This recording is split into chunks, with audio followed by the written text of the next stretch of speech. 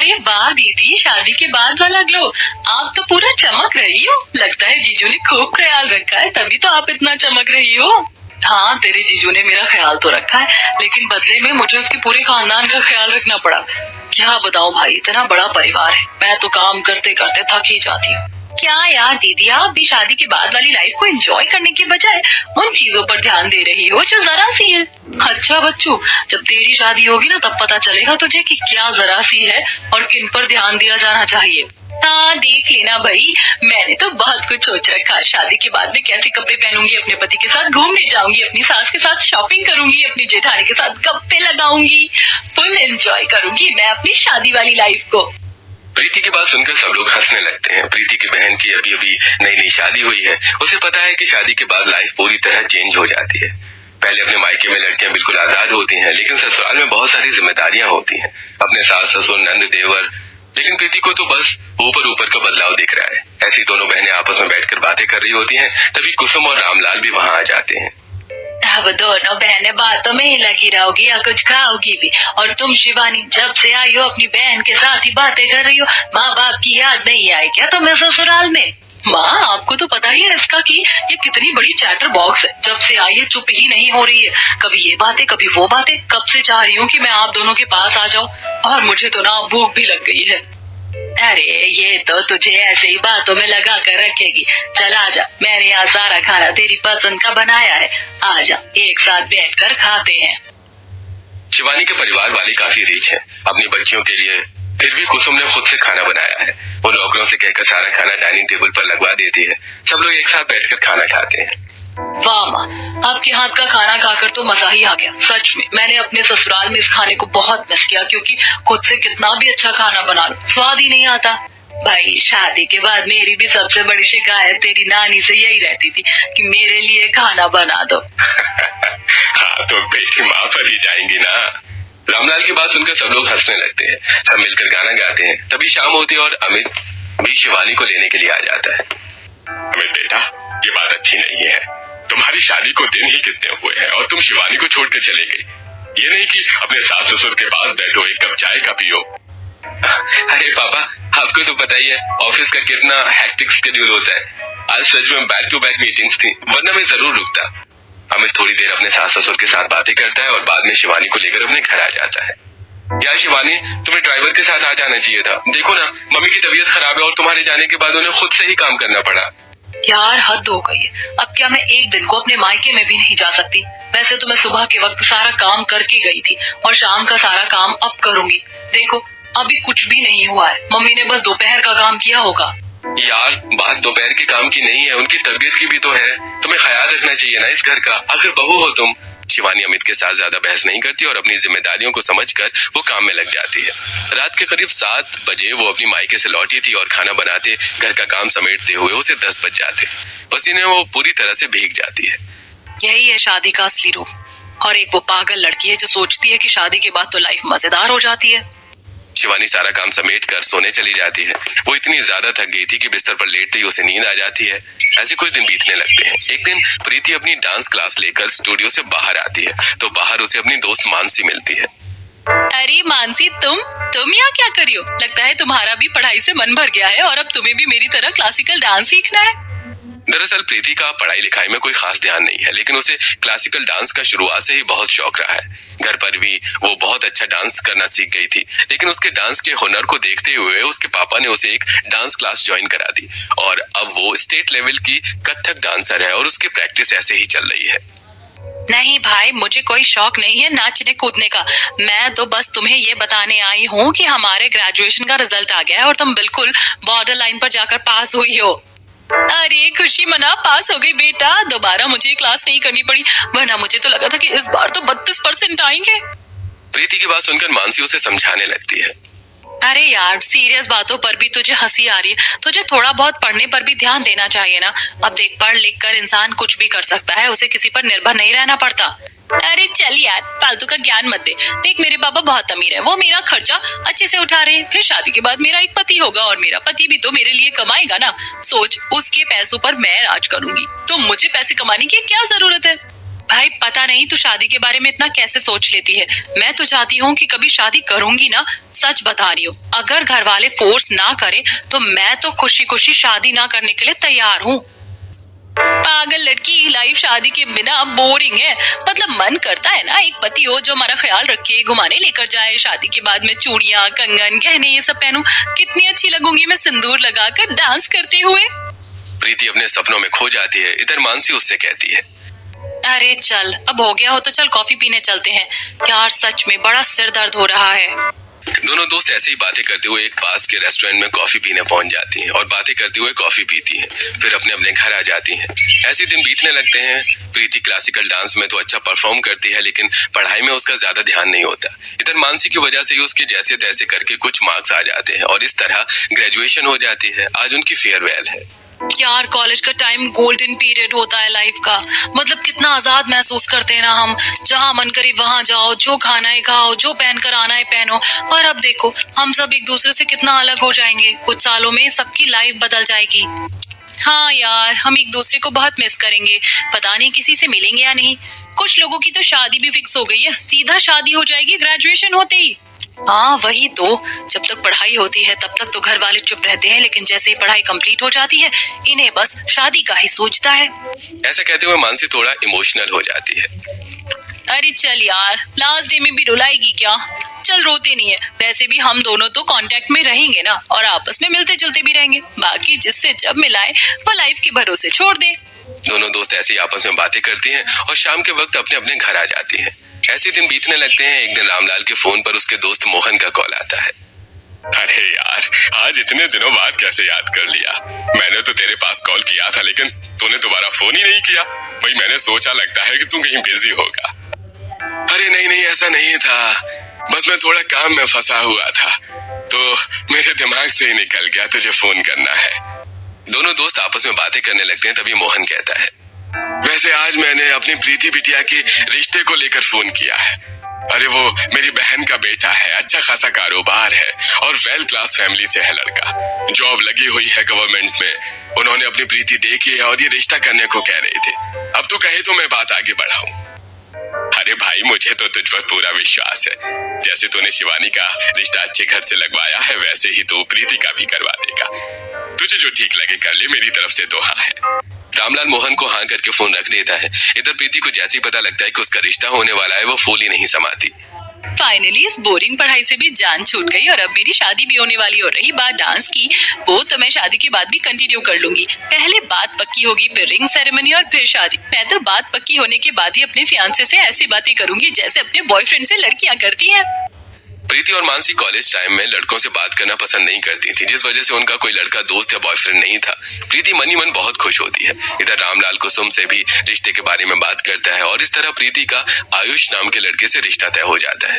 वो प्रीति को शगुन देकर बात पक्की करके चले जाते हैं। शिवानी भी घर में आई हुई है। मेहमानों के जाने के बाद शिवानी प्रीति से कहती है, हाँ भाई प्रीति, कैसा लग रहा है बात पक्की होने के बाद? दीदी बहुत अच्छा लग रहा है। आयुष कितने प्यार से बोल रहा था मेरे साथ, ऐसी बातें कर रहा था जैसे मुझे पहले से जानता हो। हाथ मांगने में ही मुझे इतनी खुशी हो रही है। शादी के बाद तो मैं पागल ही हो जाऊंगी।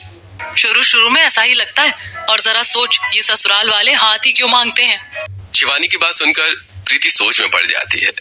पगली, इसलिए क्योंकि बाद में इन्हीं हाथों से तो काम करवाना है। इन्हीं हाथों से कपड़े धुलेंगे, इन्हीं से रोटी बनाई जाएगी और इन्हीं से बर्तन साफ होंगे। तभी तो ये ससुराल वाले हाथ मांगने आते हैं। शिवानी की बात सुनकर प्रीति परेशान होकर कहती है, क्या यार दीदी, आप तो मुझे खुश भी नहीं होने देती। ऐसे करती हो जैसे पता नहीं जीजू आप पर क्या जुल्म कर रही हो। ये कहकर प्रीति अपने कमरे में चली जाती है। थोड़ी देर में अमित घर आ जाता है और वो शिवानी को लेकर चला जाता है। ऐसे दिन बीतने लगते हैं। इधर आयुष और प्रीति के नंबर भी एक्सचेंज हो जाते हैं। प्रीति आयुष का नंबर फोन में ऐड तो कर लेती है, लेकिन उसे कॉल नहीं करती। प्रीति रसोई में होती है, तभी उसके फोन की घंटी बजती है। अरे तू रसोई में क्या कर रही है? खाना तो तुझसे बनता नहीं है, और कब से तेरा फोन बजे जा रहा है। जाकर देख कौन परेशान कर रहा है। प्रीति रसोई में अपने कमरे में जाती है और फोन को देखते ही खुश हो जाती है। हे भगवान, आयुष का फोन, मतलब आयुष के पास मेरा नंबर है। प्रीति खुशी खुशी फोन उठा लेती है। जब आपके पास मेरा नंबर था तो फोन करने में इतनी देर क्यों कर दी? मैडम, मैं तो आपका इंतजार कर रहा था कि आपको ही मेरी याद आ जाए। हाँ कुछ भी, आपको नहीं पता क्या लड़कियां पहल करने में कितनी शर्म आती है। नहीं, लेकिन अब पता चल गया है। बात पक्की होने के बाद से प्रीति की अब पहली बार आयुष से फोन पर बात हो रही है। दोनों बहुत सारी बातें करते हैं और ऐसे ही फोन रख देते हैं। आज प्रीति बिल्कुल ऐसे खुश है जैसे सातवें आसमान पर हो। अब तो उठते बैठते हर वक्त उसके मन में आयुष का ही ख्याल चलता रहता है। ऐसे दिन बीतने लगते हैं। एक दिन आयुष के पापा का फोन आता है। अरे भाई साहब, बात पक्की हुए भी 1 महीना हो गया। हम कह रहे थे कि क्यों ना हम प्रीति बिटिया को अपने घर की बहू बनाकर ले आए। आपने तो मेरे मुंह की बात छीन ली। दरअसल मैं भी यही कहने वाला था। देखो भाई, हमारा बेटा तो है नहीं, 2 बेटियां हैं। एक की हमने शादी कर दी है और अब प्रीति की भी शादी हो जाएगी तो हम अपनी जिम्मेदारी से फ्री हो जाएंगे।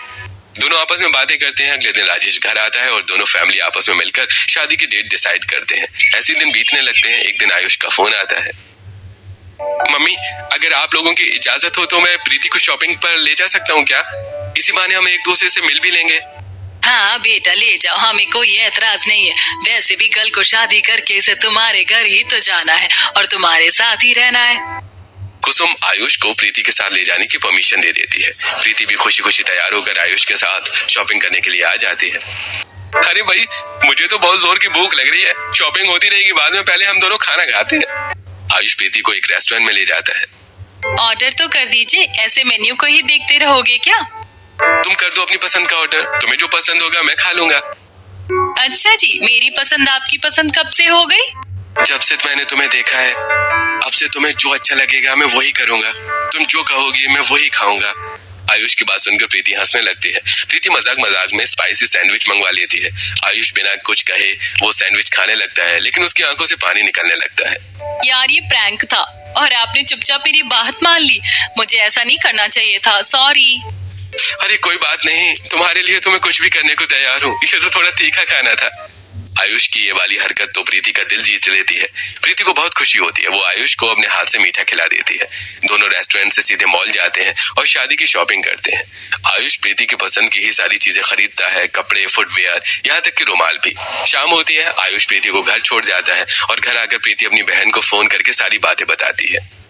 शिवानी दीदी, तुम्हें पता है आयुष इतना ज्यादा केयरिंग है। हर वक्त उसने मेरा हाथ पकड़ कर रखा, रोड में मुझे दूसरी साइड करके चला, यहाँ तक कि एक्सीलेटर पर भी उसने खुद मुझे हाथ पकड़ कर चढ़ाया और सारी चीजें मेरी पसंद से की हैं। हाँ भाई, शुरू में सब अच्छा लगता है, लेकिन जब एक चुटकी सिंदूर मांग में लगता है ना, तो ऐसी ट्रांसफॉर्मेशन होती है लाइफ में कि वो हकीकत देखी नहीं जाती। हाँ, और मुझे वो ट्रांसफॉर्मेशन बहुत पसंद है। कितना प्यारा लगता है, हाथों में चूड़ा, मांग में सिंदूर, वो हैवी साड़ियाँ और पति, ऊपर से आयुष के जैसा। जिंदगी जन्नत बनने वाली है। शिवानी से बातें करते हुए प्रीति अपने ख्यालों में खो जाती है। शिवानी फोन रख देती है और ऐसे ही रात हो जाती है। धीरे धीरे दिन बीतने लगते हैं और फाइनली आयुष और प्रीति की शादी वाला दिन आता है। प्रीति की दोस्त मानसी भी शादी में आती है। अरे वाह, तेरा वेडिंग आउटफिट तो बहुत अच्छा लग रहा है और ये फुटवियर भी, और तुम्हारा चूड़ा भी बहुत प्यारा है ना? ये सब आयुष की पसंद का है। तुम देखना, हम दोनों कितने प्यारे लगेंगे साथ में। हमने ट्यूनिंग की है। आयुष ने मेरी पसंद के कपड़े खरीदे और मैंने आयुष की। चलो भाई, फाइनली तेरे महंगे महंगे सपने पूरे होने वाले। हाँ यार, बस किसी की नजर ना लगे। प्रीति खुशी खुशी अपनी शादी के लिए तैयार होती है। इधर आयुष भी बैंड बाजा बारात के साथ प्रीति को लेने आता है और इस तरह शादी हो जाती है। थोड़ी देर में कार प्रीति के ससुराल में जाकर रुकती है, जहाँ पर उसकी जेठानी समेत सब उसका गृह प्रवेश कराते हैं। बहू, अपने शुभ कदमों को मेरे घर में रखो। आज तो मेरा परिवार पूरा हो गया है। प्रीति कलश गिराकर घर में प्रवेश करती है। उसकी नंद बाकी की रस्में कराती है। प्रीति, चलो मैं तुम्हें तुम्हारे कमरे में छोड़ कर आती हूँ। भाई, हम बहुत थक गए हैं, अब सो जाते हैं। बाकी की रस्म सुबह देखेंगे। प्रियंका प्रीति को उसके कमरे तक छोड़कर आती है। कमरे में जाने के बाद, आयुष यार, ये सारी चीजें हटाने में मेरी हेल्प तो करो। देखो तो बालों में कितनी सारी हेयर पिन्स लगा रखी है पार्लर वाली ने। आयुष प्रीति के बाल खोलने में हेल्प करता है। यार, तुम्हें क्या जरूरत है इन सब मेकअप वगैरह की? तुम तो वैसे ही इतनी प्यारी लगती हो। हाँ, पर शादी में तो मेकअप करना ही पड़ता है ना। अब तुम्हें तो मैं प्यारी लगती हूँ, मुझे पता है, लेकिन मेरे भी तो कुछ सपने थे। दोनों ऐसी आपस में बातें करते हैं और सो जाते हैं।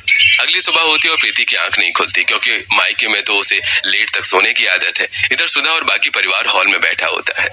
प्रियंका बहू, जरा देखो तो, नई बहू रानी अभी तक नहीं उठी है। आज उसकी पहली रसोई है और फिर मुंह दिखाई की रस्म भी होगी। माँ जी, मैं कमरे में जाकर देखती हूँ। प्रियंका प्रीति को जगाने के लिए कमरे में आती है। आयुष तो सुबह जल्दी उठकर बाहर चला जाता है, लेकिन प्रीति अभी तक सो रही है। प्रीति, उठ जाओ, आज ससुराल में तुम्हारी पहली सुबह है और तुम्हारी पहली रसोई भी है। जल्दी से उठकर ये वाली साड़ी पहनकर तैयार होकर नीचे आ जाओ। प्रीति को जल्दी उठने से थोड़ी दिक्कत तो होती है, लेकिन शादी के पहले दिन की खुशी में वो जल्दी उठकर नहा लेती है और खूबसूरत सी साड़ी पहनकर तैयार होती है। आईने के सामने बैठकर खुद को संवारने लगती है। सजना तेरे लिए सजना, ये चूड़ी कंगना कसम मैंने खाई है। 16 श्रृंगार करने के बाद जब बारी सिंदूर लगाने की आती है तो आईने में प्रीति को आयुष दिखता है। वाह पति देव, क्या टाइमिंग है आपकी। अब सिंदूर लगाने के टाइम पर आ गए हो तो ये काम भी कर दो ना। आयुष बड़े प्यार से प्रीति की मांग में सिंदूर लगाता है और इस तरह प्रीति तैयार होकर नीचे जाती है और अपनी पहली रसोई की रस्म करने लगती है। प्रीति के ससुराल में सास ससुर जेठ जेठानी, प्रीति, उसका हस्बैंड और उसकी जेठानी का एक बच्चा है। बाकी उसकी एक शादीशुदा नंद, उसका पति और बच्चा भी आए हुए हैं। तो इन सब का खाना प्रीति को ही बनाना था। यार एक तो मैंने शादी से पहले कभी खाना बनाया नहीं, ऊपर से मम्मी ने जो बनाया था वो भी मैं अच्छे से नहीं सीख पाई। पता नहीं सब अच्छे से होगा या नहीं। बात पक्की होने के बाद ही प्रीति ने थोड़ा बहुत खाना बनाना सीखा था। वो सूजी का हलवा, मटर पनीर, रोटी, मिक्स वेज, खीर ये सब बना देती है, लेकिन गर्मी से उसका बुरा हाल हो जाता है। यार पता नहीं औरतें इतनी हैवी साड़ी, चूड़ियां, गहने ये सब पहनकर खाना कैसे बना लेती हैं। मुझे तो बड़ी प्रॉब्लम हो रही है। खुशी खुशी में प्रीति सारा खाना बना देती है। डाइनिंग टेबल पर खाना रख दिया जाता है। सब लोग खाना खाते हैं और प्रीति को नेक देते हैं। प्रियंका, प्रीति, तुम दोनों मिलकर रसोई का काम खत्म कर दो, क्योंकि शाम में फिर औरतें प्रीति की मुंह दिखाई के लिए भी आएंगी। अरे वाह, मैं तो भूल ही गई थी, आज तो मेरी मुंह दिखाई भी है। मतलब अभी तो एक बार और सुंदर दिखना है। प्रीति खुशी खुशी में अपनी जेठानी का साथ सारा किचन का काम खत्म करती है और उसके बाद अपने कमरे में चली जाती है। लेकिन रसोई में इतनी देर तक काम करने के बाद वो बहुत ज्यादा थक गई थी और उसे लेटते ही नींद आ जाती है। ऐसे ही शाम के 5 बज जाते हैं और प्रीति अभी तक नहीं उठती। तभी उसकी सास आवाज लगाती है। प्रीति बहू, तुम दिन भर सोती हो क्या? अरे उठ जाओ, देखो औरतें तुम्हें देखने के लिए आ रही हैं। जल्दी से तैयार होकर नीचे आ जाना। सुधा की बात सुनकर प्रीति हड़बड़ा कर उठती है और अपनी मुंह दिखाई के लिए तैयार हो जाती है। प्रीति ने एक पिंक कलर का लहंगा पहना है, साथ में मैचिंग चूड़ा, ज्वेलरी ये सब पहनकर वो नीचे आती है और वो बिल्कुल परी सी लग रही है। मानना पड़ेगा सुधा बहन, बहुत ही सुंदर बहू ढूंढी है तूने। हाँ भाई, आयुष और इसकी जोड़ी तो बिल्कुल राम सीता जैसी लग रही है। चलो भाई, मोहल्ले में एक और हुस्न परी आ गई है। निकिता की बात सुनकर सब लोग हंसने लगते हैं। ऐसी पड़ोसने थोड़ी देर बैठती हैं और फिर चली जाती हैं। अब तक तो प्रीति भी बहुत ज्यादा थक गई थी। मम्मी जी, आज और तो कोई रस्म नहीं होगी ना? देखो भाई, वैसे तो हमारी एक पूजा होती है, लेकिन आज वो लेट हो गई है। हम तो उसे कल कराएंगे। अब तुम अपने कमरे में जाकर ये कपड़े बदल लो और शाम के खाने का देख लो क्या बनाना है, दोनों देवरानी जेठानी। सुधा की बात सुनकर प्रियंका कहती है, अरे कपड़े क्यों बदलने, तुम तो इनमें बहुत प्यारी लग रही हो। चलो ऐसे ही काम कर लेते हैं। प्रियंका प्रीति को कपड़े नहीं बदलने देती। बेचारी प्रीति को इतनी हैवी ड्रेस और गहनों के साथ ही रसोई में सारा काम करना पड़ता है। करीब 11 बजे जाकर वो फ्री होती है। इधर कमरे में आयुष उसका इंतजार कर रहा होता है। हे भगवान, क्या जुल्म है यार, अपनी ही बीवी को देखने के लिए तरस गया मैं तो। भाई मिल गई क्या फुर्सत तो अपने पति के लिए। क्या बताऊं यार, काम करते करते इतना ज्यादा टाइम हो गया और अब तो मुझे बहुत नींद आ रही है। इतना कहते कहते प्रीति वहीं बेड पर लेटकर सो जाती है। उसने कपड़े भी चेंज नहीं किए हैं। आयुष उसे कंबल उड़ाता है और वहीं पर सो जाता है। अगले 2 दिन उसके आराम से कटते हैं। तीसरे दिन प्रीति नहा धोकर तैयार होती है, आईने के सामने बैठकर मेकअप करने लगती है। एक चुटकी सिंदूर से कितना कुछ बदल जाता है। देखो, हाथ में चूड़ियां, गले में मंगलसूत्र, साड़ी, सब कुछ कितना अच्छा लगता है शादी के बाद। प्रीति को ये सब चीजें बहुत अच्छी लग रही हैं। थोड़ी देर अपना मेकअप करने के बाद वो नीचे आती है और वहीं घर के कामों में लग जाती है। ऐसे कुछ दिन बीतने लगते हैं। धीरे धीरे प्रीति की शादी को 1 महीना हो गया है और अभी तक प्रीति आयुष के साथ कहीं बाहर घूमने नहीं गई। आज तो आने दो इस आयुष को ऑफिस से, मैं भी देखती हूँ कि क्यों ये मुझे कहीं नहीं लेकर जाता। प्रीति घर के कामों में लगी रहती है। जैसे शाम को आयुष घर आता है, प्रीति पानी लेकर कमरे में जाती है। मेरी सभी दोस्त पूछ रही हैं कि हम हनीमून पर कब जाएंगे, तो मैं उन्हें क्या जवाब दूं? अरे यार, ये सब क्या लेकर बैठ गई हो तुम? ये नहीं दिखा कि मैं अभी गर्मी से थका हारा ऑफिस से आया हूँ। बात को घुमाओ मत। शादी से पहले तो बहुत बड़ी बड़ी बातें कहते थे कि तुम जो कहोगी मैं वही करूंगा, और अब देखो मेरी मर्जी का कुछ भी नहीं कर रहे हो। यार तुम्हें दिखना चाहिए ना, अभी भाभी मायके में गई हुई हैं और घर पर दिव्या आई है। अगर तुम मेरे साथ घूमने चली जाओगी तो घर कौन संभालेगा? जैसे मेरे आने से पहले आपका घर चलता था वैसे ही चलेगा। मेरे 2 दिन बाहर घूमने जाने से कुछ आफत नहीं आ जाएगी। यार बात को समझा करो ना, जब भाभी आ जाएंगे तब हम चलेंगे ना। आयुष ऐसे ही प्रीति को बहाने दे देता है। इधर प्रीति बेचारी घर के कामों जैसे कपड़े धोना, घर साफ करने, किचन में काम में ही बिजी होकर रह जाती है। प्रियंका भी अपने मायके से वापस आ जाती है, लेकिन इनके घूमने जाने का कोई प्लान बनता ही नहीं है। हे भगवान, कितनी गर्मी है। आज जल्दी से रसोई का काम खत्म कर लेती हूँ, फिर आराम करूंगी। प्रीति सारा काम खत्म करके अपने कमरे में आती है, लेकिन तभी गोलू आकर उसे परेशान करने लगता है। गोलू बाबू, यहाँ पर मत खेलो। देखो चाची सो रही है ना, आप परेशान मत करो। चाची मुझे आपके पास सोना है। प्रीति गोलू को अपने पास लेटा देती है, लेकिन वो बेड पर उछल कूद करता रहता है, उसे बिल्कुल भी सोने नहीं देता। ऐसे ही प्रीति के रेस्ट का टाइम निकल जाता है। 4 बजे उसकी सास आवाज लगाने लगती है। बहू, क्या पूरे दिन सोती रहेगी? दोपहर की चाय वगैरह बनानी है कुछ या नहीं? अरे घर में इतने लोग हैं काम करने वाले, लेकिन मजाल है कुछ भी यहाँ टाइम पर काम हो जाए। मम्मी पापा, आप क्यों परेशान हो रहे हो? रुको, मैं प्रियंका से कहता हूँ, वो बना देगी आपके लिए चाय। आशीष हॉल में जाकर अपने कमरे में जाता है, प्रियंका को चाय बनाने के लिए बोलता है। इधर प्रीति भी अपने कमरे से उठकर आ जाती है और घर के कामों में लग जाती है। ऐसे दिन बीतने लगते हैं। एक दिन प्रीति आयुष से कहती है, आयुष, मेरा घर के खाने का बिल्कुल भी मन नहीं कर रहा है, तो क्यों ना हम बाहर खाने चले? ये सही रहेगा, तुम जल्दी से तैयार हो जाओ, हम दोनों बाहर चल रहे हैं डिनर के लिए। आयुष की बात सुनते ही प्रीति बहुत खुश हो जाती है। वो अपने कमरे में जाकर तैयार होने लगती है। फाइनली मेरी इस ड्रेस को पहनने का दिन आ गया। बड़े दिनों बाद मौका मिला है। प्रीति ने शादी से पहले जो सपने सोचे थे उन्हें पूरा करने के लिए उसने कुछ शॉपिंग भी कर ली थी। आज उन्हीं में से वो एक 1 पीस ड्रेस पहनकर रेडी हो जाती है, लेकिन जैसे वो नीचे आती है, सुधा उसे देखकर भड़क जाती है। बहू, ये क्या पहन रखा है तुमने? तुम इस घर की बहू हो, बेटी नहीं। और हमारे घर की बहुएं ऐसे कपड़े नहीं पहनती। सुधा प्रीति को वो ड्रेस चेंज करने के लिए कहती है। आयुष चुपचाप सारी बातें सुनता है, लेकिन अपनी माँ को कुछ नहीं कहता। इधर प्रीति कमरे में जाकर कपड़े चेंज करने लगती है। आयुष भी वहां जाता है। तुम्हें पता है ना साड़ी पहननी थी तुम्हें, क्यों पहनी ये ड्रेस? चलो साड़ी पहन लो, हम लेट हो रहे हैं। मुझे कहीं नहीं जाना तुम्हारे साथ। तुम अपनी माँ के सामने मुझे थोड़ा भी सपोर्ट नहीं कर सकते। मम्मी की गलती होगी तो मैं तुम्हें सपोर्ट करूंगा ना। सही तो कह रही थी, साड़ी में देखो तुम कितनी प्यारी लगती हो। शादी से पहले तुमने मुझसे जो मीठी मीठी बातें की थी वो सब झूठ थी। तुमने ये साबित कर दिया है। क्या मैं तुम्हारे घर में बस काम करने के लिए आई थी? मेरी कोई और वैल्यू नहीं है क्या यहाँ? तुम बात को गलत डायरेक्शन में ले जा रही हो। देखो, शादी के बाद लड़कियों को घर संभालना, काम करना, ये सब तो करना पड़ता है। प्रीति की फीलिंग्स को समझने की बजाय आयुष उल्टा उसे ही 4 बातें सुना देता है, और आज तो मानो प्रीति का पूरा दिल ही टूट गया हो। ऐसी वो बिना कुछ खाए सो जाती है। अगली सुबह होती है, प्रीति घर के काम में बिजी होती है। इधर उसके फोन पर मानसी की कॉल आती है। रसोई में से आकर प्रीति अपना फोन देखती है और वो मानसी को कॉल बैक कर देती है। हाँ भाई, शादी के बाद इतनी बिजी हो जाते हैं क्या लोग, जो दोस्तों का फोन भी नहीं उठाते? नहीं यार, ऐसा तो नहीं है। देख, शादी तो तेरी भी हो गई है, लेकिन तूने तो टाइम निकाल कर मुझे कॉल किया है ना। हाँ, ये तो है। और बता, कैसी चल रही है तेरी शादीशुदा जिंदगी? तेरे सपने पूरे हो रहे हैं क्या या नहीं? बस यार, जो सोचा था वैसा कुछ भी नहीं हुआ। एक चुटकी सिंदूर की कीमत इतनी ज्यादा होगी, ये तो मैंने कभी सोचा ही नहीं था। प्रीति मानसी को अपने दिल का सारा हाल सुनाती है, जिसे सुनकर मानसी को बुरा लगता है। शादी के बाद ऐसा ही होता है। मैंने कभी सपने में भी नहीं सोचा था। मुझे लगता था शादी के बाद जिंदगी जन्नत होगी, लेकिन मेरी जिंदगी तो नरक बन गई है। नहीं, ऐसा भी नहीं है कि शादी के बाद सबकी जिंदगी नरक हो जाती है। ये पूरी तरह से उस पर डिपेंड करता है जिसके साथ तुम्हारी शादी हुई है। अब मुझे ही देख लो, नितिन इतने ज्यादा सपोर्टिव हैं कि मैं सोचती थी कि शादी ना करूं, लेकिन नितिन ने मेरे सारे विचार बदल दिए हैं। तुम सही कह रही हो। आयुष तो बस अपनी माँ की तरफदारी करता है हमेशा, और बाद में कमरे में आकर मुझे समझाने लगता है। अच्छा पति वही है जो सबके सामने आपको सपोर्ट करे। नितिन तो मुझे खूब सपोर्ट करता है, वरना ससुराल वाले तो मेरे भी खास अच्छी नहीं है। बस नितिन के साथ लाइफ अच्छे से चल रही है। उसकी सपोर्ट से ही मैं आज एक सक्सेसफुल सीए बन पाई हूँ। मानसी से बात करने के बाद प्रीति को अच्छा लगता है। थोड़ी देर बात करने के बाद वो फोन रख देती है। ऐसे दिन बीतने लगते हैं। प्रीति कॉम्प्रोमाइज करने की बहुत कोशिश करती है, लेकिन ससुराल वालों के तो काम ही खत्म नहीं होते। और इस बीच वो अपने क्लासिकल डांसर बनने के सपने को भी पीछे ही छोड़ चुकी थी। एक दिन वो आयुष से कहती है, आयुष, मुझे डांस क्लास ज्वाइन करनी है। शादी से पहले मैंने तुम्हें बताया था ना कि मुझे डांस करना बहुत पसंद है। डांस मेरा हॉबी नहीं है, मेरा पैशन भी है। मैंने स्टेट लेवल पर तो अवार्ड जीते हैं।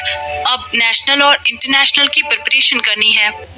यार, घर में ऑलरेडी इतना सारा काम है। अगर तुम काम के साथ मैनेज कर पाओगी तो देख लेना। हम तुम्हें कहाँ मना करते हैं, तुम्हारा जैसा मन हो करो ना। आयुष ये तो कह देता है। इधर प्रीति डांस क्लास ज्वाइन कर लेती, लेकिन घर के काम की वजह से वो एक भी दिन क्लास में नहीं जा पाती।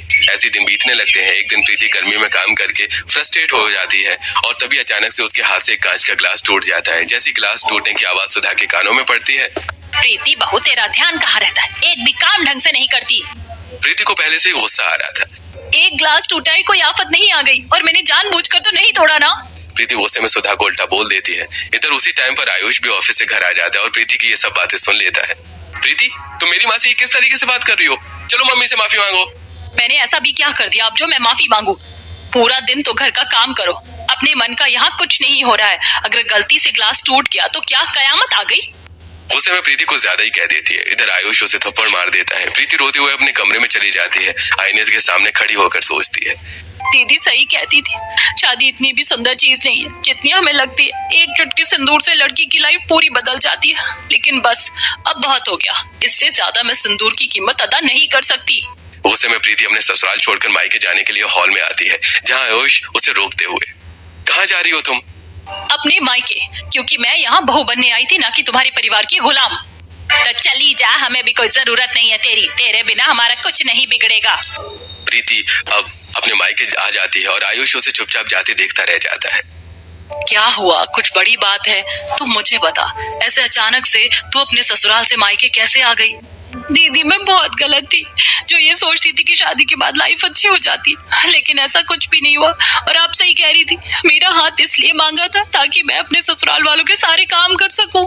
फिलहाल तो प्रीति शिवानी को कुछ नहीं कहती और ऐसे ही फोन रख देती है। इधर वो नेक्स्ट डे से अपनी डांस क्लास ज्वाइन करती है, खूब प्रैक्टिस करती है। थोड़े दिनों बाद एक नेशनल लेवल का कंपटीशन होता है जिसमें प्रीति भी पार्टिसिपेट करती है और आज कंपटीशन वाला दिन है। बेटा ये दही चीनी खा कर जाना, जीत तुम्हारी ही होगी। जा बेटा, हमारी दुआएं तेरे साथ है।